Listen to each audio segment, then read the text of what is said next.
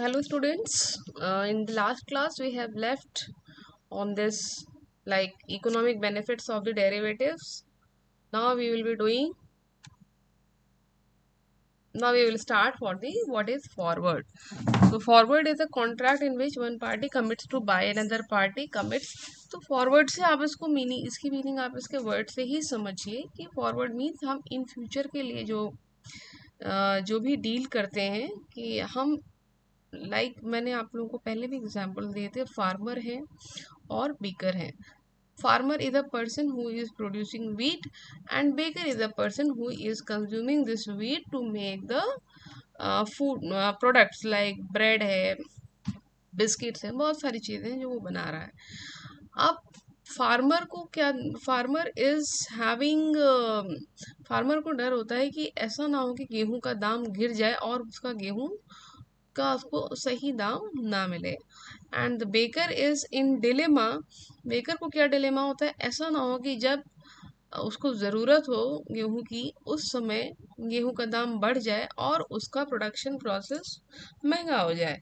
So these two person have opposite interest and dilemma. आप देख सकते हैं farmer don't want the price to fall and baker don't want the price to rise. So farmer क्या कह रहा है, price बढ़ना नहीं चाहिए, और बेकर क्या कह रहा है, प्राइस कम, सॉरी फार्मर कह रहा है कि price should not fall and the baker is saying price should not decrease. So इसके लिए ये लोग क्या करेंगे, they will make a contract ये कि एक कॉमन प्राइस पे जो which they find stable and which they think suitable feasible for them, they will agree on that price. अब क्या होगा, now this deal will be signed. ये जो contract of paper है, what is this, this is the derivative. Now this is the derivative of forward, means forward के लिए. In the coming future, in the coming time, what we will do, we will having this deal, I will be selling at this price and you will be buying it at this price. तो ये जो customised contract है एक farmer और baker के बीच में, इसको हम क्या बोलते हैं, फॉरवर्ड बोलते हैं. एंड ये जो एग्रीमेंट है ये डेरिवेटिव है. अंडरलाइंग एसेट क्या है आपका, व्हीट है, ठीक है. But the main feature of forward is that it is OTC, means ये ऑफ द एक्सचेंज ट्रेडेड है. यहाँ पर हम आप एक्सचेंज के थ्रू नहीं जा रहे हैं. That is why it is called forward. Now you can see this is the example. Farmer I agree to the sell 500 kg wheat at, हम 500 kg wheat एट कितने पे दे रहे हैं, 40 kg, ठीक है, at rupees 40 kg. And that too after 3 months के लिए deal हो गई है. आफ्टर 3 months फार्मर जो है 500 kg wheat देगा बेकर को एट द ₹40 पर kg, ठीक है. तो ये डील कितने की हो गई, लगभग 20,000 की. इसके बाद ब्रेड मेकर, ठीक है. Then 3 months later farmer is giving, 3 महीने के बाद after 3 months farmer is giving 500 kg wheat to the bread maker at the rate they have decided and taking back ₹20,000. So this is the how forward is working. Then what are the risk in forward? Credit risk means, credit means credibility, ठीक है. तो credibility यहाँ does the other party have the means to pay.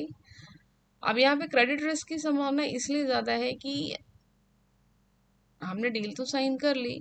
It may be possible that at the time of finalization of deal the baker is not having money to pay. Operational risk, will the other party make delivery. अब यहाँ पे delivery किसको करना है, farmer को करना है. तो वो टाइम से जो भी आपको रॉ मटेरियल है वो प्रोवाइड कराएगा कि नहीं कराएगा. Will the other party accept delivery. Other party, अगर फार्मर अपना वीट लेके पहुंच भी गया वहां पर, तो other party is going to accept it और नॉट. ऐसा तो नहीं उनको किसी और कम पे कहीं से दूसरी डील हो गई हो. तो ये सारे रिस्क हैं, because here only these two parties are involve. So risk के, क्योंकि केवल 2 पार्टी यहाँ पे इन्वॉल्व है. एक कौन है आपका, एक फार्मर है और दूसरा आपका बेकर है, तो यहाँ पे रिस्क के चांसेस क्या हो गए हैं, बहुत ज़्यादा बढ़ गए हैं, because only 2 persons are involve, no other third person is present in this deal. कि अगर इनके बीच में कोई भी किसी भी तरीके का डिसएग्रीमेंट होता है, then he can make them to deal the finalize. Then liquidity risk, liquidity risk means if any party means यहाँ पे फार्मर या बेकर दोनों में से कोई किसी टाइम पर they want to come out of risk, so do they have that option, क्या उनके पास वो ऑप्शन है? So these are the risk in forward contracts. So what are the risks? Credit risk, operational risk, and liquidity risk. Then some terminologies are there. Long position means buyer. The person who wants to buy the things, he is in the long position. यहाँ पे buyer कौन है आपका? Baker.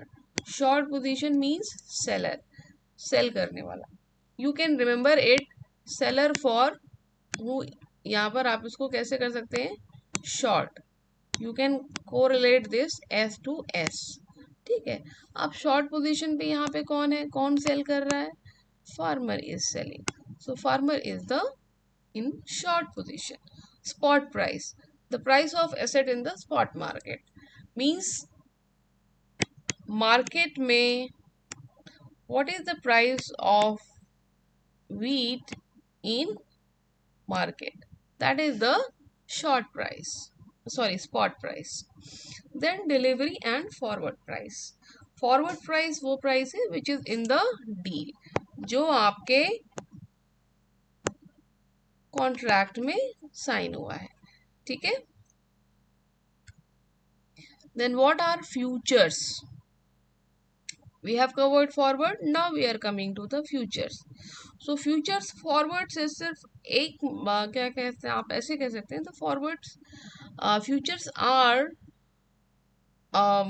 one you can say upgraded version of the forward. ठीक है, what I am saying, futures are upgraded version of forward. How, किस तरीके से? The only thing is the, क्या डिफरेंस है दोनों के बीच में? Stock exchange. Forwards are not traded with the stock exchange, they are OTC, means off the stock exchange. But futures are traded through the stock exchange. Now, when they are traded through the stock exchange, then what are the characteristics? Stock exchange is always organized. Why it is organized? Because the government is involved, because the authority is involved, so they are giving the guidelines for the deal. So there is always the standardization. Standardization आप समझते होंगे, मानक मतलब कि government है या जो भी अथॉरिटी है, रेगुलेटरी अथॉरिटी है, वहाँ पर it is giving guidelines that you can make deal only like this, you cannot below this price, you cannot go above this price.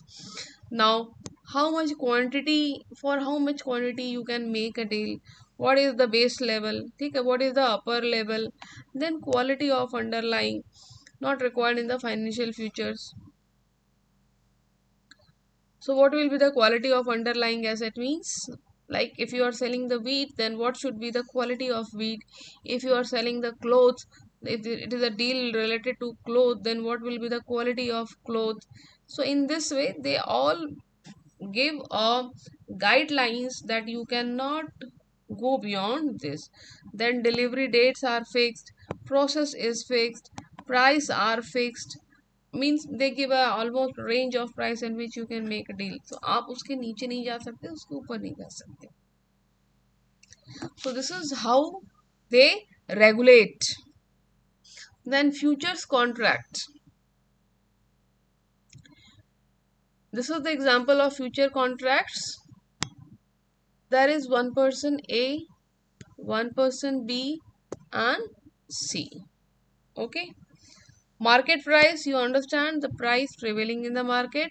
Spot price is the price, sorry, market price and spot price are same, which is prevailing in the market. Futures price is the price for which you are making deal. Okay. Now, suppose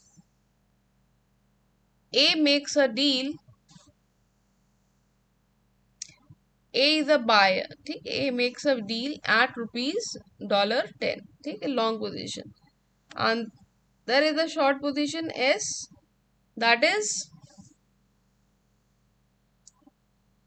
1 minute.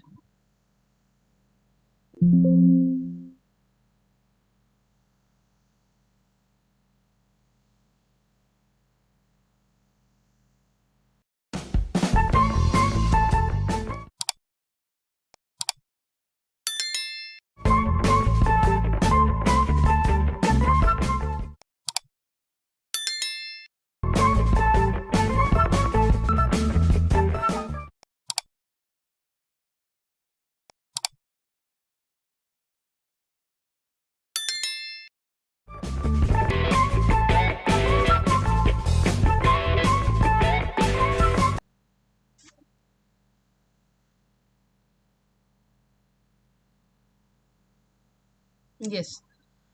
Now here we can see D1, D2, D3, three price quotes are given to you for spot price $10, $12, $14.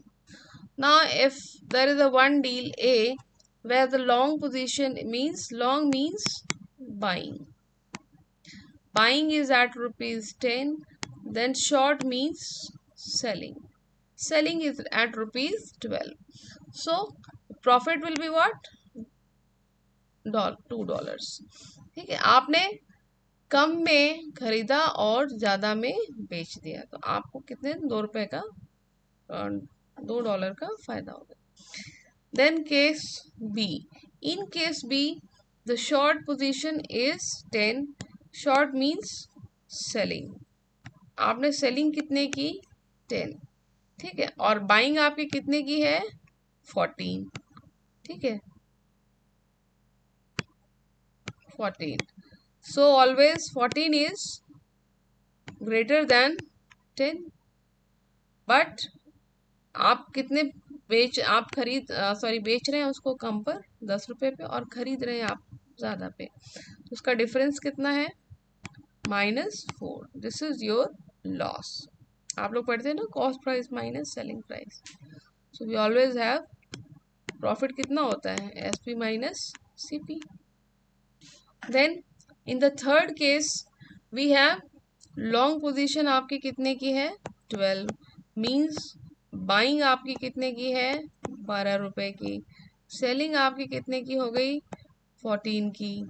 ठीक है, अब यहाँ पे again SP minus CP is ₹2 का difference है, तो that will be your profit. So this is how the forward futures is working. Futures is working means this the timeline is going on. timeline चल रहा है, time इसमें चल रहा है, जिसमें कि ये 3 केसेस आपको बताए गए हैं. और मार्केट प्राइस जो है पहले ₹10 होती है, फिर 12 होती है, और फिर 14 होती है.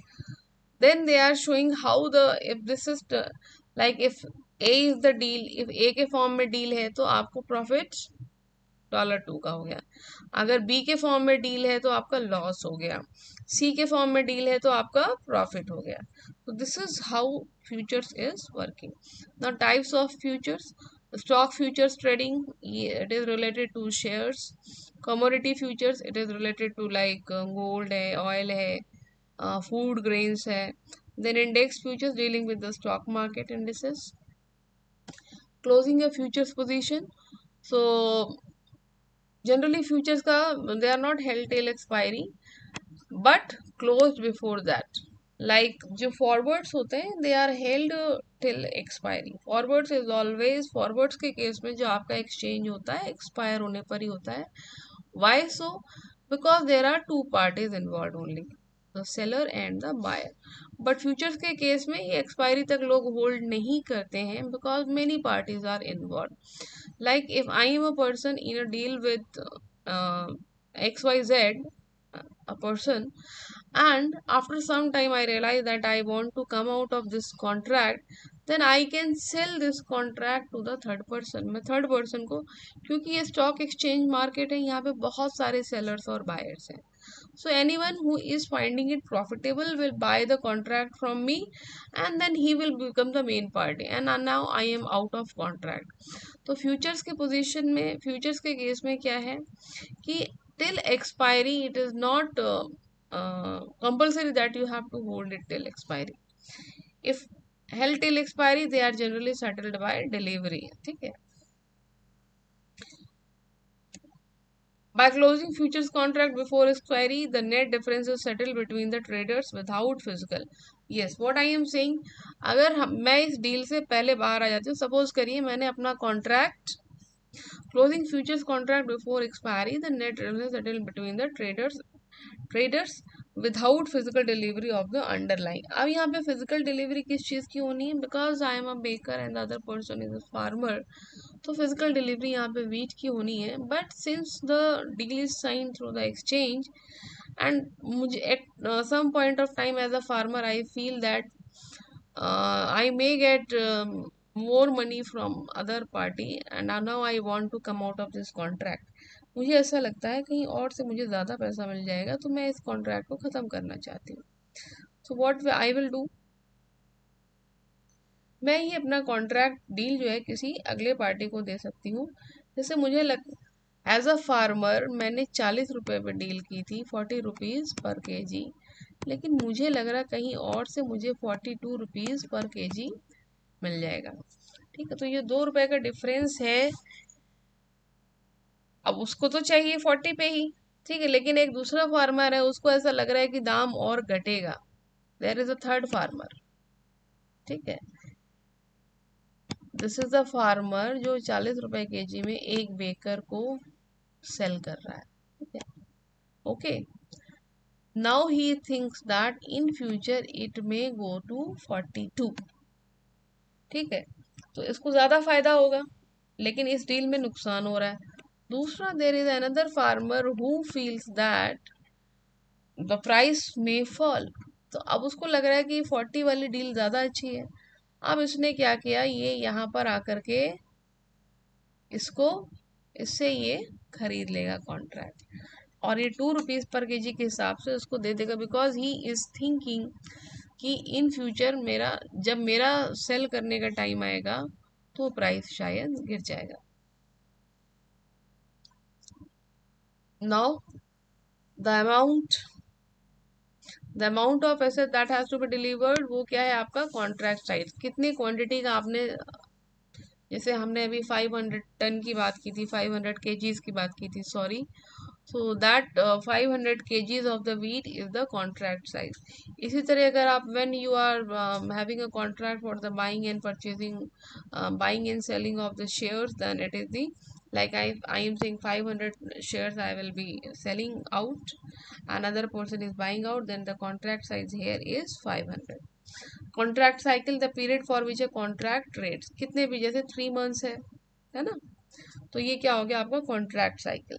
तो futures on NSE have near 1 month, तो वहाँ पे आपके एनएसई में लाइक दो, आप में से जो भी ट्रेडिंग करते होंगे तो उनको पता होगा कि वहाँ पे कॉन्ट्रैक्ट साइकिल है, and many times it keeps changing depending on the guidelines.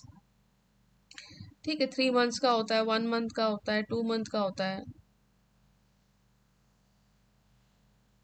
Then expiry date, usually the last Thursday of every month or previous day if Thursday is public holiday. So these are the actually guidelines for the SEBI, given by the SEBI. Strike price, the agreed price, जो आपके, the price which is in your contract, which is in your deal, it is also called the strike price. It is also called the exercise price. इसके दो नाम है. जैसे आपका spot price is equals to market price. Similarly, strike price is equals to exercise price. Cost of carry is the difference between strike price and current price. जो current price में जो exist कर रही है मार्केट में और आपकी जो स्ट्राइक प्राइस है उनके बीच का जो डिफरेंस है वो आपकी कॉस्ट ऑफ कैरी है.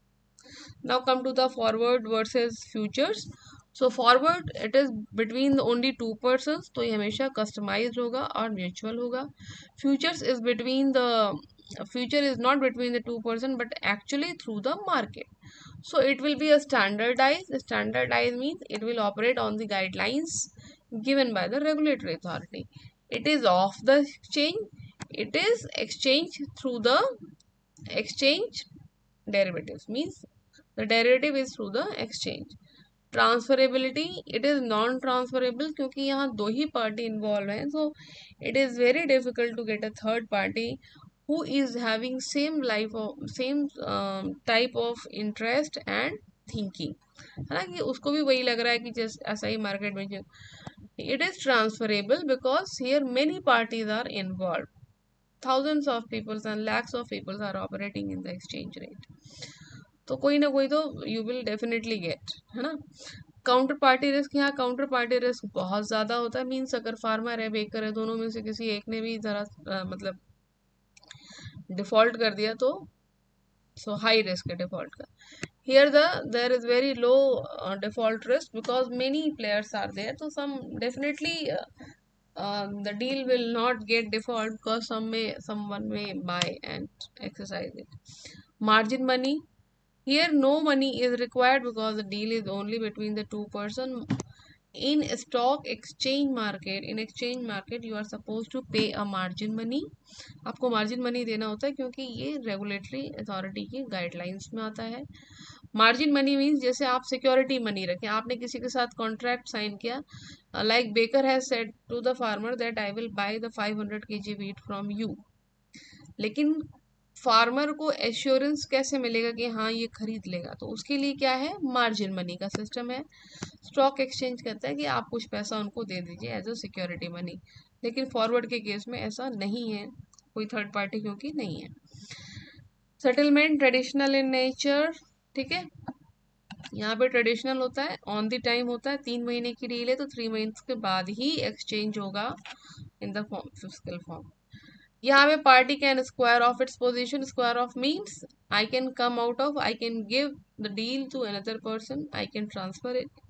Neither transferable nor can be. यहाँ पे आप ना तो उसको ट्रांसफर कर सकते हैं ना आप उसको खत्म कर सकते हैं, ठीक है.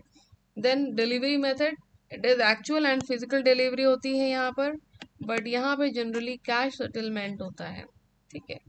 Regulation, no regulation from authorities. Here there is a regulation by the stock exchange and traders generally popular among the hedgers. Hedgers means who has direct exposure to the risk. जैसे कि आपके फार्मर हैं baker हैं तो generally in लोगों की direct deal होती है. It is not through the stock exchange but stock exchange में आपके स्पेक्यूलेटर्स आते हैं. We have already discussed this hedgers and speculators. So margin is the difference between strike money, strike price and the market price. It ensures the performance of terms of contract. जितना margin होगा उतना ज़्यादा means it makes the contract profitable and standardized, ठीक है. It aims to minimize the risk. Initial margin, maintenance margin. Initial margin means it is the deposit that trader must make before trading any futures. जो जैसे कि आपको एक security के form में रखना है तो इसको हम इनिशियल मार्जिन बोलते हैं. Maintenance margin, when the margin reaches एक मिनिमम पे, अगर जैसे आप ट्रेडिंग कर रहे हैं तो ट्रेडिंग में कई बार नुकसान भी, लॉस भी होता रहता है, तो आपका मार्जिन अगर ये जो इनिशियल मार्जिन में आपने पैसे रखे ये कम हो गए then you have to bring back it to the initial level, ठीक है. तो ये 75% होता है इनिशियल मार्जिन का, ठीक है. अगर इसमें इतनी कमी हो गई then again you have to submit deposit the money. Variation margin, additional margin जो आपको you are suppose to keep to bring account in certain level, ठीक है, that is called the variation margin. ये टर्मिनोलॉजी वो लोग ज़्यादा अच्छे बेहतर समझ रहे होंगे who are operating in the trading, but अभी तक ये टर्म्स आए नहीं है. Now this is again the comparison between forwards and future. This we have already discussed. आप लोग देख लीजिएगा. ठीक है. So in the next slide we will go for the options. I am closing it here. Thank you.